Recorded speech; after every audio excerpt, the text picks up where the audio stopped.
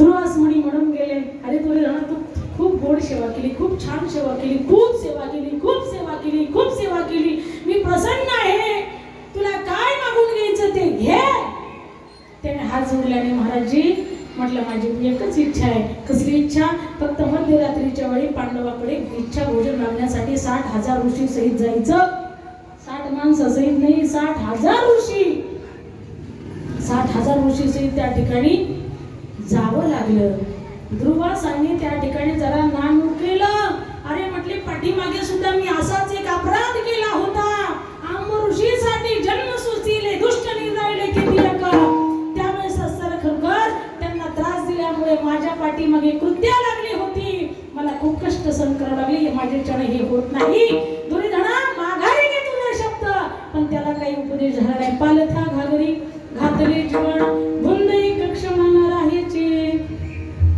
पालथ्या घागरी पाणी ओतल्याने पाणी साठेल का? नाही साठणार ना. तसं यांना उपदेश करून उपयोग होईल का? नाही होणार. शेवटी त्यांना जावं लागलं.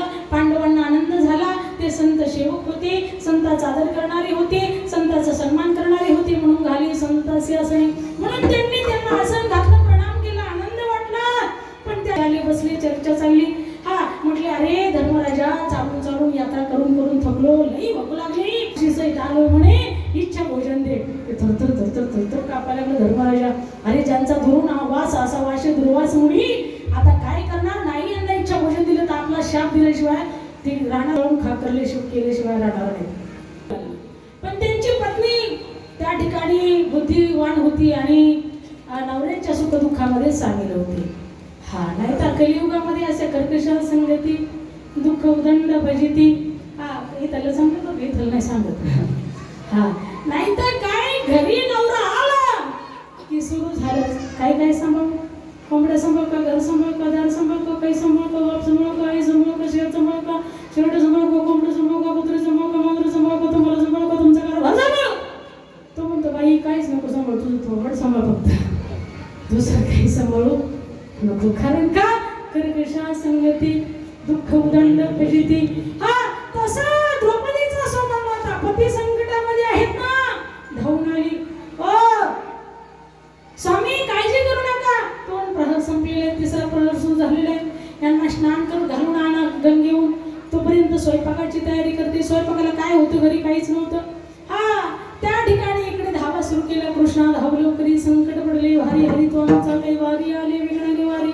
कोठे गुंतलासी द्वारके चाराया वेळ का सकळ्याला विना दीडनाथ वृद संभाया फुले नकपा भुकेले हे देवा धावते. त्या ठिकाणी खरखर देव आले. हाती सरसी उडी घालून ऐसा कृपावंत कोण माझ्या विठाई वाचला. परमात्मा धावत आले. पण म्हटले मला भूक लागली. रुक्मिणीने वाढलं होतं पण तुझा आवाज आल्यामुळे तसंच ताट सरलाने आलो. आधी जेवायला दे, आदेशी तेव्हा घेसी, ऐसा अससी उदार तो देतो तेव्हा घेतो. ऐसा हा उदार जगदाणी पांडुरंगाभिमानी मागे तुळशीदळवाणी चिंतनाचा भुकेला. आधी घेतो तेव्हा देतो.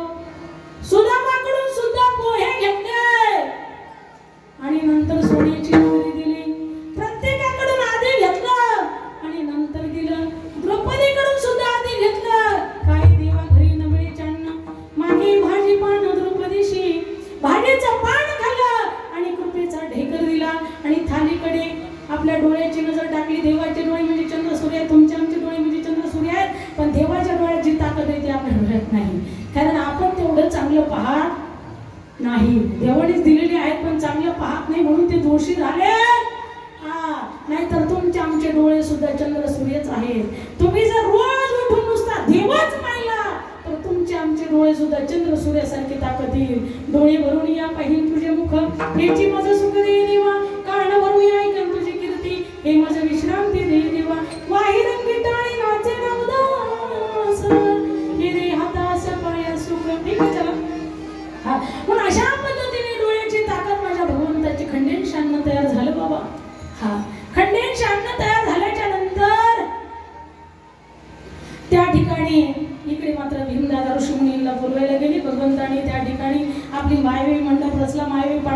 गेले, त्यांना जीव घातला, त्यांनी ढेरू हात फिरवला आणि तृप्तीचा ढेकर दिला आणि नंतर भीमदादा गेले, चलो भोजन तयार हो गए आहे, चलिए. सगळे ऋषी मुनी म्हटले, अरे भीमा तू जीव घातलं ना मला, आता परत कशाला आहे तू? अरे नरड्यापर्यंत येऊस तर खाल्ले, ओटापर्यंत आले, आणखीन येतोच का? हा खरा भीम होता, हा माईव नव्हता. याला राग आला, जेच 25-30 ऋषींच्या गोळ्या बांधायचा आणि खांद्यावर घ्यायचा आणि त्या दिशेने फेकायचा. कुणाचा हात मोडायचा, कुणाचा पाय मोडायचा, कुणाचं पोट फुटायचं. ऋषीवर्य, गुरुवर्य वाचवा. दुर्वास मुनीला आवाज द्यायचा.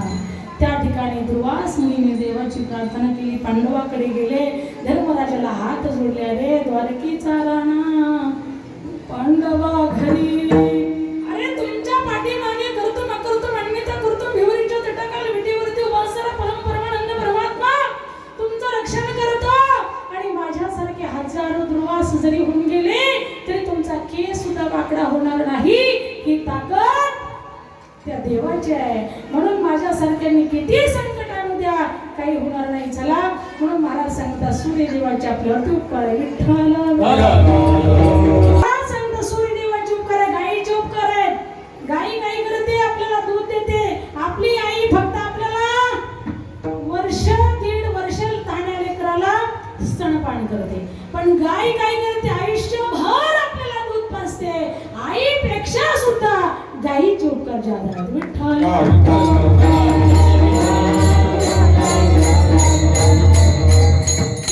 गंगेचे सुद्धा उपकार आहेत. का फेडिता पापता पोखिता तीरचे पादप समुद्र जाया पा गंगेची दिशे.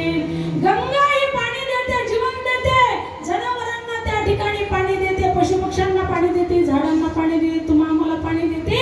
म्हणून गंगा ही परोपकारी आहे. विठ्ठल